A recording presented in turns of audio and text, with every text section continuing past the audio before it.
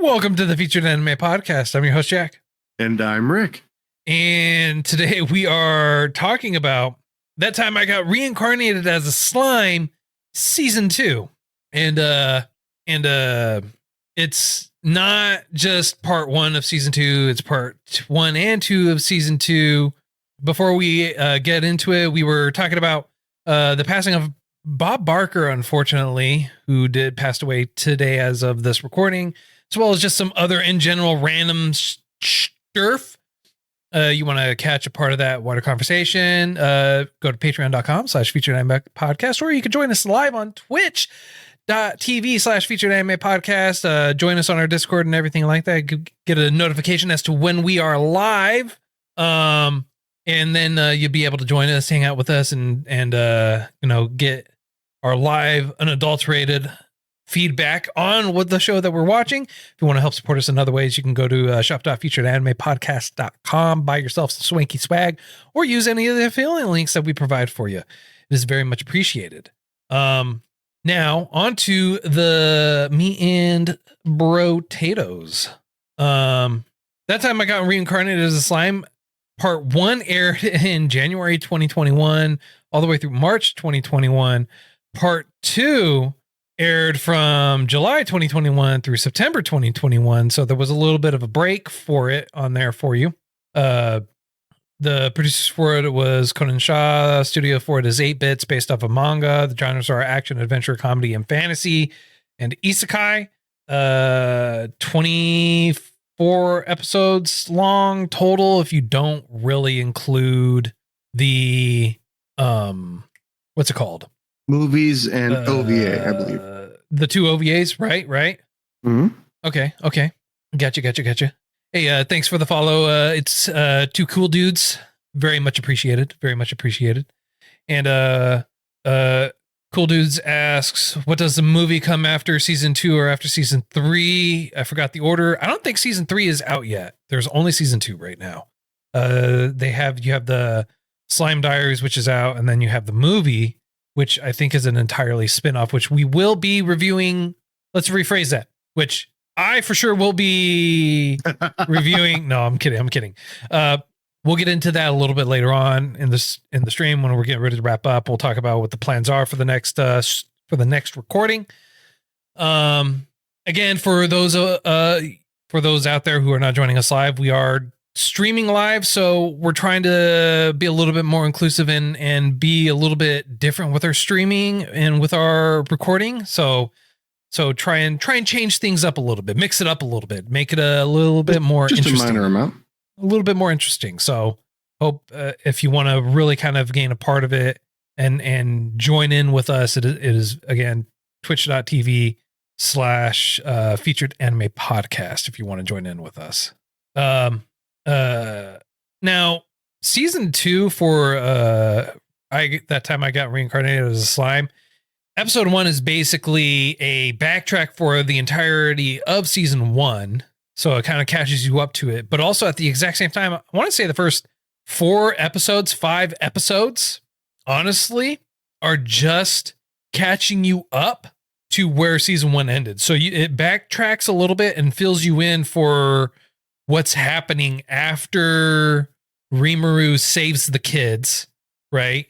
And takes you all the way up to that point. And then after he takes them to that point, you're caught up. So you have a good 4 or 5 episodes where it actually backtracks and then catches you up to where season 1 left off on. And I get why they had to do that. I genuinely do. Okay. So it's been so long that they really didn't have too much of a choice. Exactly. But also at the exact same time, there's a lot of things that they didn't include in season 1 that they included at the beginning for the first few episodes of season 2. Now, the general premise for season 2 is basically Rimuru is the ruler of this nation of monsters, which is called the Nation of Tempest. I'm drawing a blank on the name. Help me out here, Rick. For God's sakes, man. I don't know. I'm drawing a blank myself. the nation of Tempest in the Jura Forest or whatever it is, right? All right. Yeah. He is the ruler of of all these monsters, and it's not that he is necessarily the strongest, even though he is really strong. It is just how it kind of happens with him being just like played out that way. Yeah. Thanks to Cool Dudes, he clarifies that it's Jura Tempest Federation is what he thinks it is. Yes. Yeah, it sounds a lot closer to what it actually is.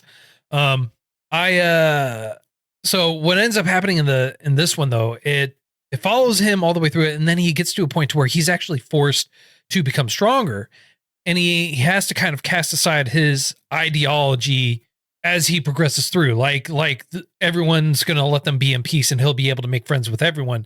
And you see what's actually happening, and you're able to understand, like, as things are happening, people are warning him, is like, look, not everyone's going to be all for you being there. Not everyone's going to be all for you,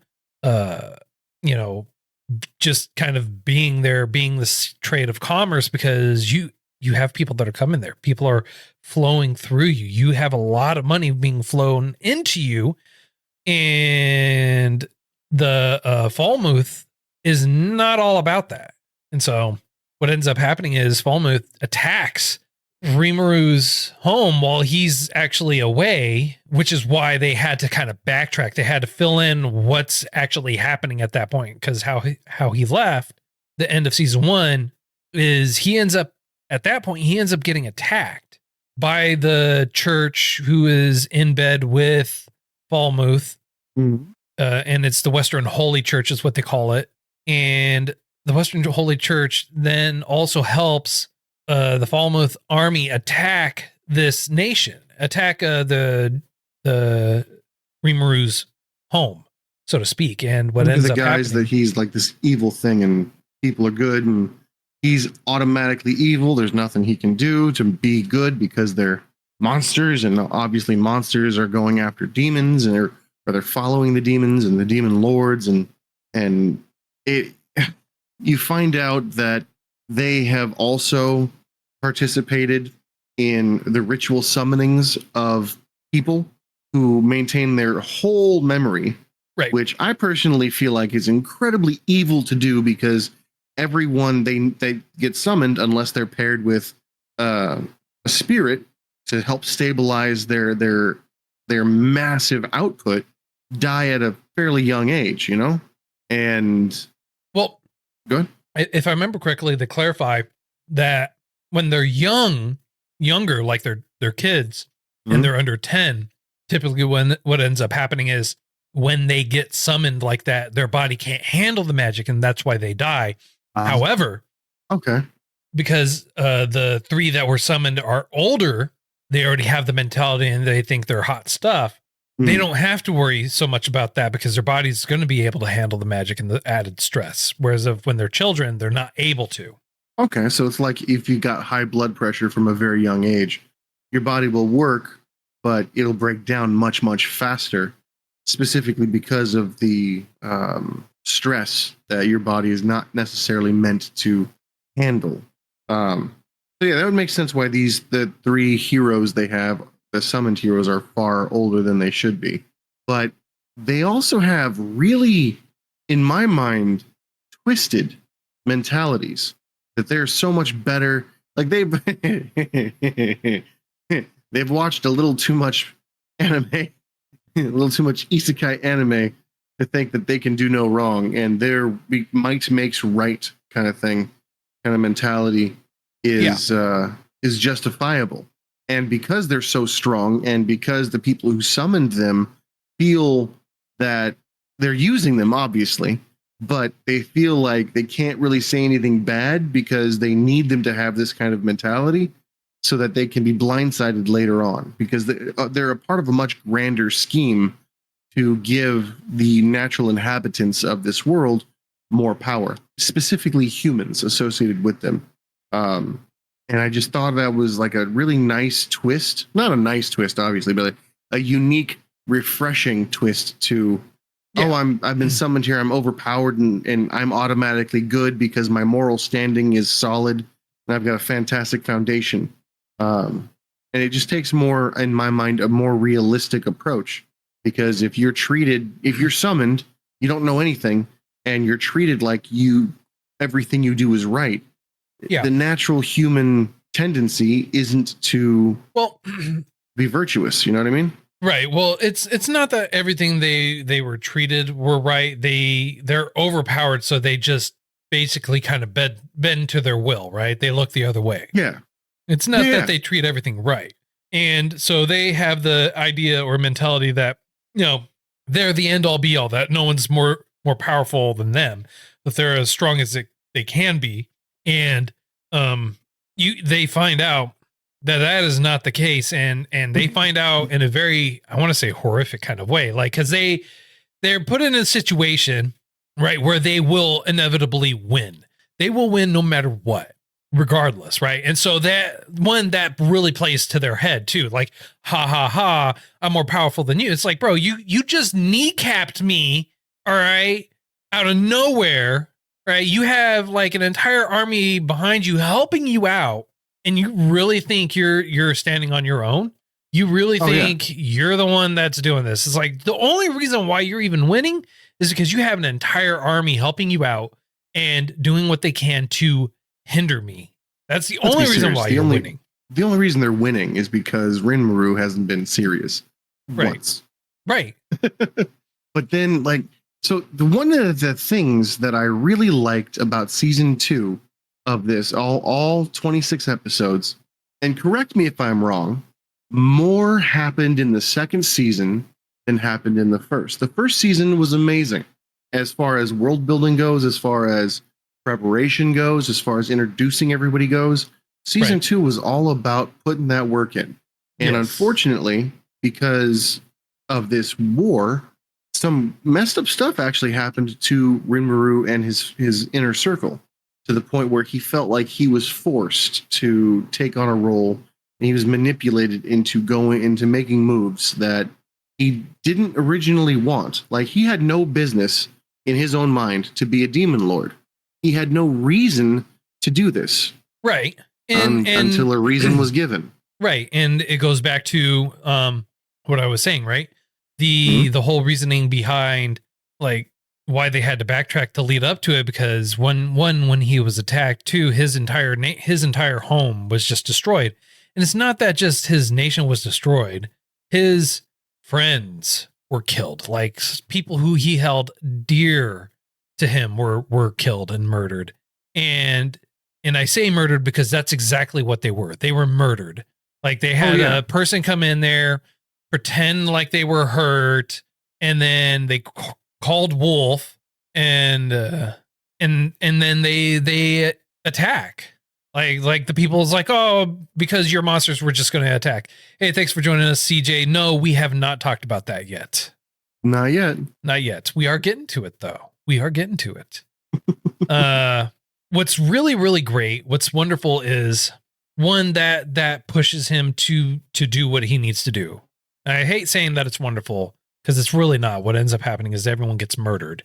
But he doesn't let himself be absorbed into the sorrow. He tries to find a solution for it immediately, and he wants to right the wrongs.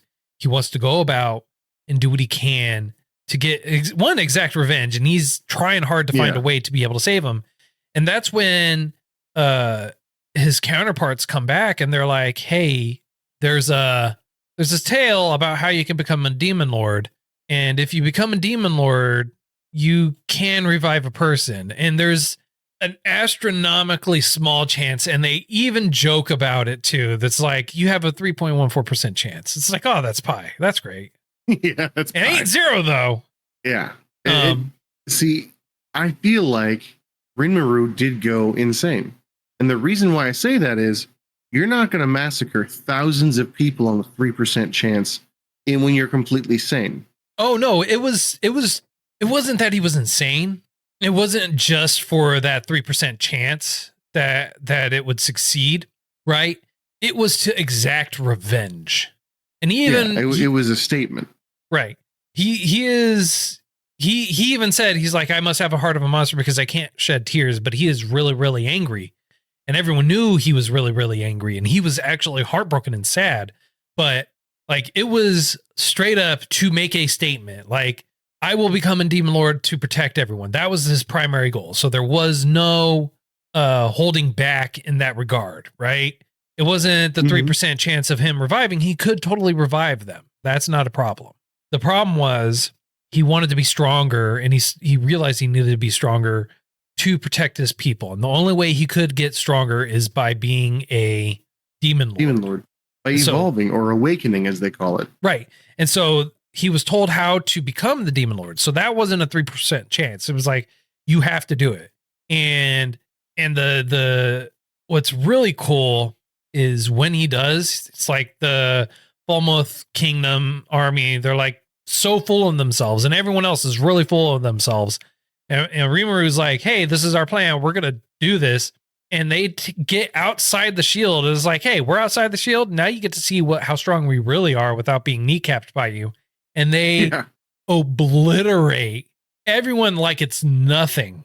Like, oh, you think you're so powerful? It's like you think you're that strong. You fought me when I was kneecapped. You fought me when you had a handicap the size of no tomorrow. Yeah. And so you think you're the end all be all? It's like, no. Oh, it was absolutely insane. Yeah. And the fact that his inner, what do you want to call it? That's not a system, is it? Like the thing that keeps talking to him ends up being Raphael, I think it was. What they call it is the word of the world. Word of the, okay. Yeah, they said it because when Rimuru was becoming the demon lord, they said like the great sage is what Rimuru called her, said notification. So Rimuru's becoming the demon lord, blah, blah, blah, blah, blah. Preparations are underway. And they're like, oh, that's the word of the world. No shit. Yeah. Well, actually, okay. I was going to say, let's put a pin in that. Please remind me at the end of the thing when we're talking about the end. But I only thought he ever heard that. I thought that was something that he had intimate contact with and helped him immensely. He does. But I thought he was the only one. Yeah, but there was that audible sound that people were able to listen to. So there was that point where it happened. Now, the reason why he killed the people, and he uses this, and CJ also does clarify in our chat, he goes, for the most part, he is the only one. And then also clarifies like how angry he was. And it's true. He was so angry. He put on a mask to help hide his magic. The mask broke just from the amount of magic it was trying to contain. So he wasn't a pushover to begin with. Right. But he uses one of the most cruel and unusual magics I think I've ever encountered in any anime is happened literally here, where the magic worked if you're afraid. Oh, no. He doesn't use that one yet, right? To get to that point, he had to use what's called Megado, and it's a specific magic, and it uses like liquid or water, and it uses the sun's power to kill you. Create lasers. It's just it's just the sun's power being utilized in such a way murdered thousands and thousands of people, just mercilessly killing thousands and thousands of people. And then he ends up unlocking another skill, which is called Merciless, right? Yeah. And it's like, it allows you to kill everyone in a specific area that is given up. Or something. If they've given up, you can kill them. And it literally killed, what was it? The remaining like 12,000 people or something like that were still there. There was like 12,000 people left in the army that was still there. Just all of them just like already had given up because like almost 50% of the army was murdered already. Just obliterated in seconds. And they're like, all right, well, we're done. And he decimates everyone else. It's like everyone else, all right, cool, you're mine. Like, it's one of the cruelest magics I think I've ever witnessed. Yes. Yeah, once you give up, typically in most anime, you give up, you surrender, all right, fine, there's no more. No, he was like, oh, you give up? Here's a faster death. Boom. Yeah. And I was like, holy crap. Yeah. Like, granted, how are you going to have any will to continue fighting after you're just one person and you've got thousands around you just Dropping. done. Yeah. And now there's no surrender. And in the last moments, thinking, I'm gonna die. There's nothing I can do. And now all of the regret, like I chose the wrong side, or oh crap. Now this is the even worse one for my mind. Oh crap. I haven't been able to stop this thing, and it's gonna come for my home. My only job was to protect my home, to go out there and neutralize threats to my home. Now, because of my failure, my nation is gone. That the regret, the despair, just horrifying. Right. What's really cool too is, and another thing, they also tie in another thing into from season 1 to this one is at season 1, you learn about Black. You don't learn too much about him.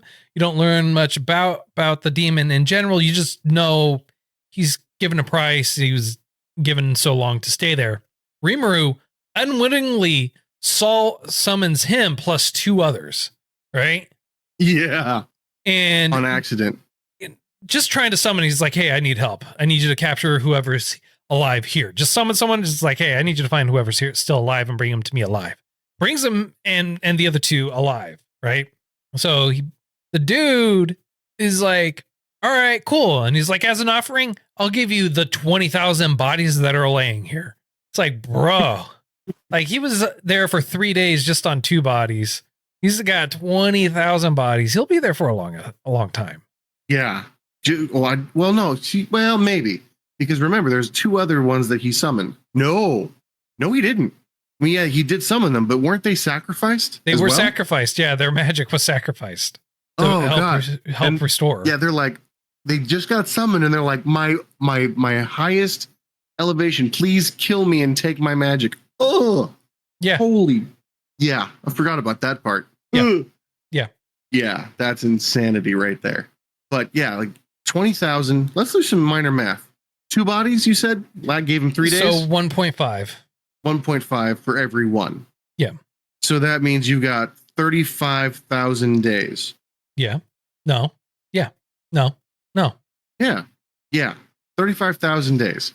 10 years is 365 days. 3,650 days. So he's here for over 100 years. No, it's 20,000 bodies at 1.5 days per body is 35,000 days. It'd be 30,000. 30. Oh shit, my bad. No, 1.5. Yeah, no, you're right. Math used to be my strong suit. CJ says corrects me too. Nice. CJ says summon time can't be more than the bodies. That's not true. And the reason why I say that is, again, because if you reference in season 1, there were 2 bodies there, and he specifically says with those 2 bodies, he'll be able to stay there for 3 days. So going by that logic, right? Every body is a day and a half. Although if you want to use his specific reference, he said your emotions will let me last for 3 days. True. So maybe it's not the bodies, it's the emotion that they felt upon death. Probably. So who knows That's how a shit long. ton of horror. Right. Well, I mean, like even if at that point, right, it'd still be, and we're factoring in the emotions for that, and it's a day and a half, 1.5 days for every single one. Yeah, no, it's a while. It's a while. So, yeah, no, I mean, I realize we're hyper focusing on this right now, but it's just the gravity of this one episode. Well, even if you encompass the 2 episodes, it's just phenomenal. And it's not even not even that we're hyper focusing on that. It's we're talking a lot just about the first like 12 episodes. Yeah. Right. Well, first 13 episodes. Yeah, I was 13. in general. And what's going on is there's just so much that happens. There's so much more that actually happens in here in the second season than the entirety of season 1. Season 1 laid a lot of groundwork, laid a lot of the foundation for it, and it set a lot of things in motion. And then season 2 is kind of like wrapping it all up. It's like, hey, now that we laid the groundwork for it, here is like the work for it, right? Here's the solution. Here's the fruits of the labor that have been laid out down to rest. You know? So I have a weird question for you. I mean, you are correct in everything you just said. And everything you just said and the groundwork and all that, those wonderful fights. After this, once he's able to resurrect everybody, which was very heartwarming. It was a very nice, very good feeling to see the sacrifice that he did. And what I really liked about his evolution is he had to sacrifice certain abilities to combine them to evolve them, and he did give up I'm going to try to read it. Megiddo. The Megiddo, yeah. He sacrificed that and Merciless to upgrade his Predator to Beelzebub, which I thought was really nice because while it was nice to see him just rage the heck out, it felt much better, in my opinion, that he stayed true to himself. He didn't keep them. He stayed true to himself. And yes. That's the other thing that everyone else was worried about too. And they even talk about that in the show, that they were worried that he would not be true to himself, that he would change after he became a demon lord, a true demon lord. Yeah, power would go to his head and he would just say, screw everybody, which I think is fairly common for demon lords, because to desire that kind of power, you have to be fairly self-centered. You know what I mean? Every demon lord we found has a very singular goal in mind. Not necessarily. And well, most that we've seen then. Some.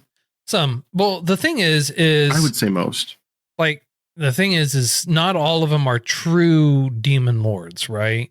And so they're just considered or called demon lords. Oh, they didn't have their awakening, yeah. Yeah. So you can speculate that the ones that are quote unquote demon lords are calling themselves demon lords because they're powerful, but they're not true demon lords. Mm. Well, I mean, on that note, the lion dude, do you remember what he was? Like what his name was? The lion demon lord. No, he's not a lion. He wore the suit of a lion, but I know who you're talking about. I can't think of his name. Yeah, he hadn't been awakened yet, and he wasn't on par with Miriam. Carrion. Who had Carrion. His name was Carrion. His name was Carrion? Yeah. Carrion. Oh, okay. So he wasn't awakened yet, and he was still like on par with Miriam for the most part. Then he got his butt kicked. But well, it's not that he was on par with her. She just never fought him seriously. True. I mean, I can see that. I mean, like, he even states that at the, like, when he reveals that, you know, spoiler, he's alive. He even says that. He's like, so you destroyed everything, almost killed me for fun? Yes. Just for fun. Like, but what I'm saying is he fought her. And again, it wasn't towards a standstill. I understand that. Maybe she was just having fun, but she also was just having fun when she damn near killed Rinmaru. So it wasn't anything that she was holding back a massive amount of power on purpose. But imagine if he does reach his awakening. Could you imagine how strong he would be? Just again, you know, it just really depends on the individual, right? Or who they are. Because even with one of the another demon lord, true demon lord that he was fighting, you know, he was Rinmaru was able to destroy and everything like that. And then CJ also points out in our chat that she was still holding back a lot, which is true. She is the strongest amongst them. Oldest too, I think. Oh, almost oldest. Oldest as well. So okay, I mean, you're probably right.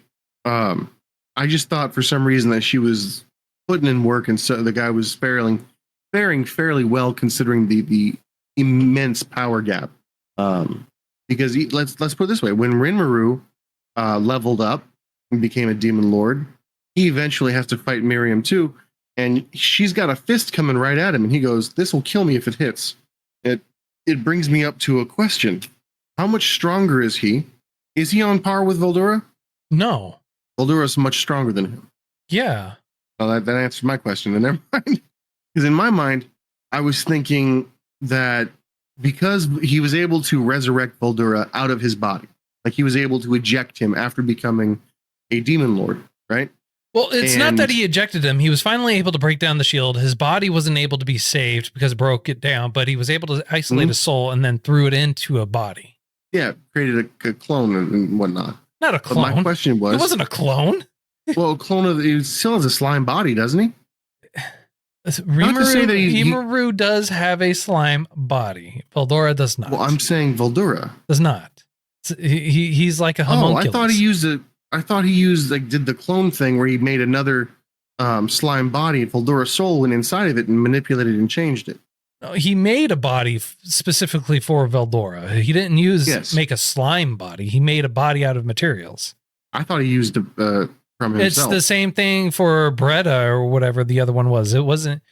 He threw the soul in there. He didn't make a clone body of himself and then threw a soul in there. He just got better at making a body that would house another one. That kind of messed up all my future arguments then. Like Rimuru during a battle made a clone of himself that got destroyed. Of course. But that led me to believe that the clone he made was a slime clone. Voldora's soul went inside of it and made minor adjustments, but at the end of the day, it was still a slime Voldora. He was able to manipulate his body to show. Oh, Rick, in your wild fantasies. Hey, and why wouldn't he just want to go back to being a dragon? Dragons are badass. Maybe because Rimuru couldn't make a dragon? But he was able to make a body that was strong enough to handle his soul. Yeah. A punch from Minium. Well, it's okay. See, here's what I thought. I thought that they were on equal terms because the body was originally coming from Rimuru. No, it's not Rimuru's body. He just made a body, and Veldora is inhabiting that body. If that is now his body, I get that. But you say he just made a body. I agree with that. He just made a body. In my mind, my understanding of it was he made a body out of slime, out of the same structure that he was from. Let's continue on because you're trying to focus on slime, and there is no slime. There's no slime. Sorry, the title of the show, but I'm talking about for Veldora. Okay, fine. But yeah, that was my only point of contention to be why is he stronger than Rinmaru? And because he's Veldora, he's the storm dragon. True, I give you that. I mean, like, dude was throwing out Hidokens, like CJ even points out. He was doing Street Fighter moves. He did a Kamehameha. All right. Oh, yeah. Okay, awesome. so you can't. I'm sorry. I understand what you want to have happen, but it ain't gonna happen. I mean, like, the dude lived inside him, survived off his memories, and was doing like moves from video games. All right. Yeah, that was awesome. I'm not gonna lie. I was like, copyright strike. Copyright strike. So they even did the full Kamehameha. I was beyond dumbstruck when he was doing that. I was like, they can get away with that? Damn. I mean, like, he got away with it. I mean, he did. So just looking at it, it was just, I was confused as to why Veldora seemed to be far stronger. But you've cleared that up in an unfortunate answer. Like, I get it, man. I do. You want things to happen. You want things to be joyful and slime for everyone. There's no slime for everyone. No slimes for you. Yeah. All right. Well, since there was that long pause, I'm gonna take it as you finally given up and we're moving on. And now, unfortunately, so honestly, to continue on, right? There's also kind of like a meeting or melding of demons, so to speak, right? Or the demon lords that happens every so often. So what's really interesting is that you have to have 3 that are called into it. And then you also find out like all the other demon lords too. So it's like you have a demon lord that's like a sleeping demon lord, a giant demon lord, the sky airways or whatever demon lord and everything like that. And then you have one that's also a true demon, another one that's a true demon lord. And then Leon, right? The person who Rimuru is supposed to find, who he's supposed to, at least punch for what's her face, right? Yeah.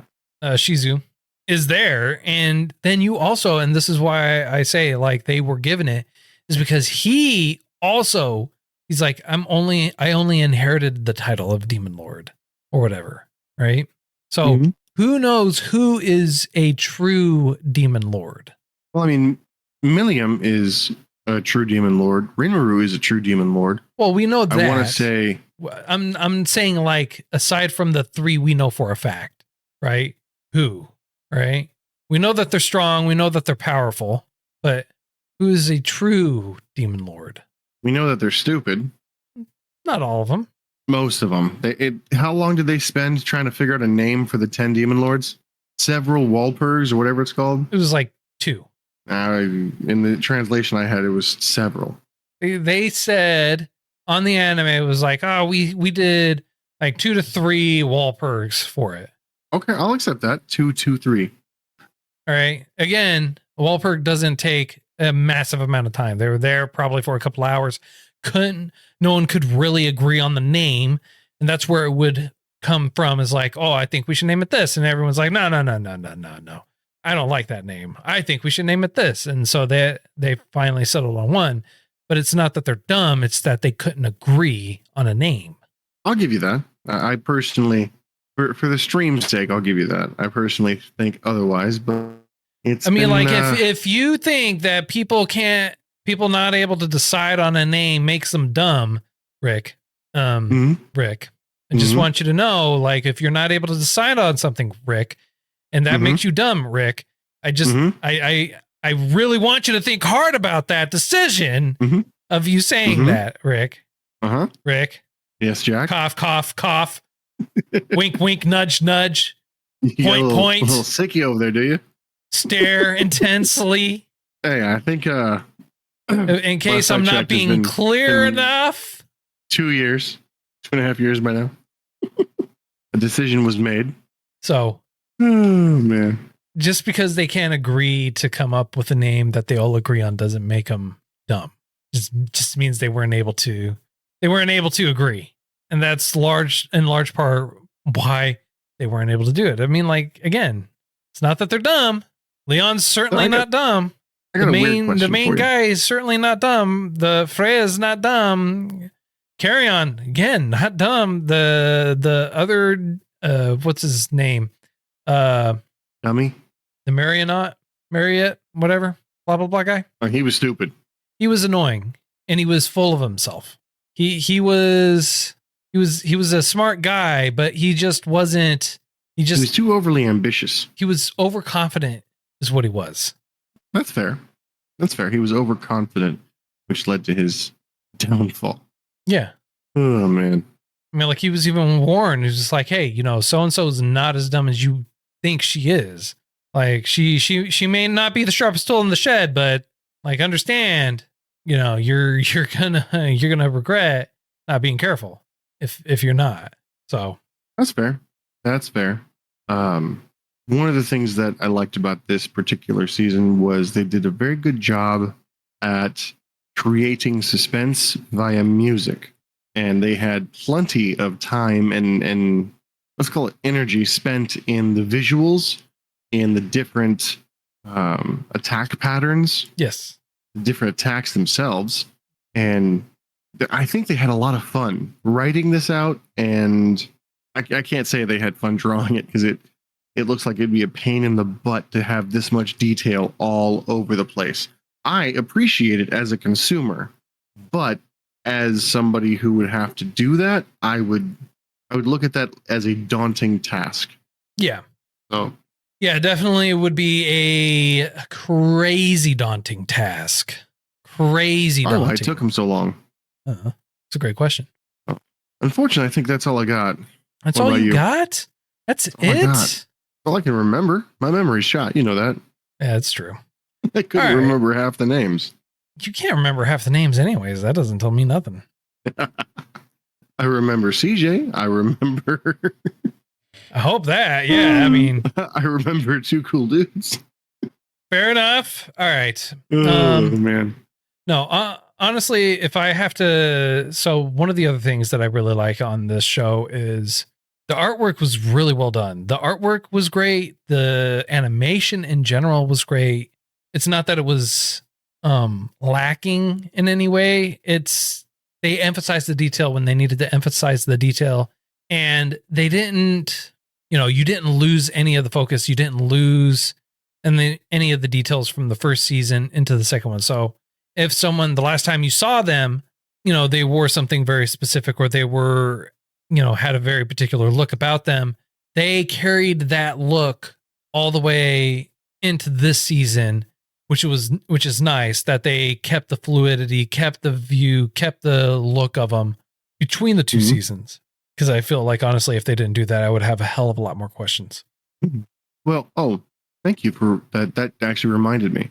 The questions of the voice of the world when Clayman was evolving.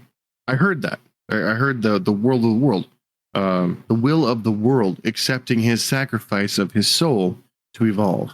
And so that's why I was like, does everybody have that upon evolution, or just Rinmaru? It's a great question. I'm assuming everyone who's becoming a demon lord, there is some kind of notification for it, probably.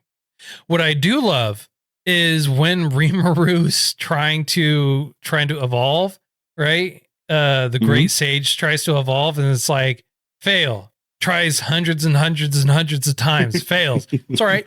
Fine. Use this. Upgrade me now. And it's like, all right, successful. That's what I thought.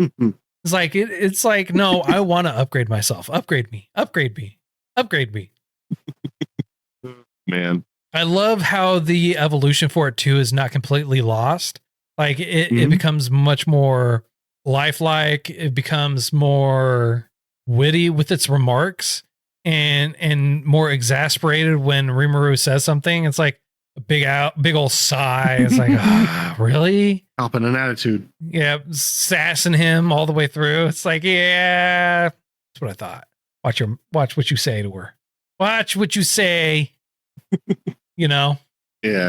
So, but I mean, like, there's so much that actually happens in here, and there's a lot of funny things that actually happen in this, and it's honestly well worth the watch. I feel like season 2 is far 100%. better than season 1, but season 1 lays a lot of that foundation. Yeah, it helps. I think they're both necessary. They are definitely both necessary. So it helps the fluidity of the show, even though it's like season 1's not as great as season 2. Season 1's still pretty good. Season 2 is great. So that being said, I got nothing else to really kind of emphasize on. Okay. All right. So if you're good with that, good with the scale of giving us rating between 1 and 10, how would you rate it, sir? I would rate this one. Damn it, I had a perfect one in my head because I was going to give it a solid 9. But in reference to a second season, this is probably the best second season that I've ever encountered. And that is including Overlord. That is including Log Horizon, which are very good animes by themselves. I just feel like this did a far better version, far better second season to keep you involved, entranced, and wanting more. It wasn't extra. You know what I mean? Yeah. So for those reasons, I'm gonna give it a 10, a hesitant 10. Okay. I mean, I can't really see too much being better. Okay. What I will say is drawbacks for the main character. Tends to be a little indecisive. He's by far from perfect, and his lack of truly understanding or realizing how the real world works most of the time kind of leads to his fall, and the fact that he's so too trusting. I understand that's kind of like the positive aspect of it for him, right? It's like that's what he's supposed to be like. He's supposed to be very trusting, naive, or anything like that. But I feel like that's also a downfall. I feel like he could be better, right? It could be far better if he wasn't like that. Like he smarter, about everything is what I want to say. Okay. So for me, I'm going to say 9. 9. I'm going to go fairly higher. respectable. I'm going to go higher to a 9 because I was going to go 8, Mhm. but I didn't want to hurt your feelings. I appreciate that. And so I'll go 9. But I can't go higher than a 9. No, it's fine. 10 is very rare. Not for this show. 10 we hand out like candy. 10's perfect. Yeah, right. Rah. Beautiful.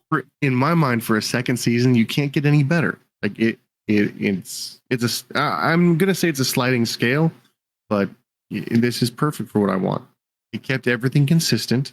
The visuals I feel like were better than season 1. Music was on point. Everything I was hoping for in season 1 happened in season 2, and almost all of my questions were answered. And the ones that were not answered were done so in a way I feel like they're going to wait for season 3. The only thing that I might have had a problem with, but I actually really liked because it meant it was good writing, was Clayman got, in my mind, a little bit of a redemption at the end. You felt bad for him because he instead of this being this demonic thing that you have to compete against, he was shown a very common backstory, if you will. You almost felt bad for him, almost, until you realized everything he did, and you're like, not so much. But not so much. You're not a good guy. Hey, not a good guy. Yeah. All right. So next week, Mhm. we are watching. What are we watching? Are we watching? I mean, I would prefer to watch the movie. Then we're watching the movie. All right, then we're gonna watch That Time I Got Reincarnated as a Slime movie. Well, thanks for hanging out with us, everyone. Very much appreciated. If you feel like we got something right, something wrong, did it too much justice, not enough justice, being a couple dum-dums and just not being great, feel free to let us know. You could reach out to us at, on Discord. We have the link for you in our show notes and everything like that. You can also go to our website, featuredanimepodcast.com. All the links and information and everything like that is available there for you. You can submit recommendations through there as well. Contact us, everything else. If you want to help support us, help us grow, you can always go to patreon.com/featuredanimepodcast. $1 a month will get you access to bonus content if you want to help support us like that. And if you choose to, not support us like that, but you want to support us through other means, we do have that for you. You can buy some swanky swag at shop.featuredanimepodcast.com. You could go to Right Stuff Anime, with our affiliate link, and buy anything on there and get yourself some swanky anime swag on there. Also going to be setting up a donation link where you can just donate $1, donate a penny, donate whatever you want. Don't have to sign up for anything. Just want to donate like that, help keep us going, help us grow. It does help us out. We are always trying to find ways to improve, so it is always very much appreciated. And until next time, I'm Jack. I'm Rick, and we'll see you next time.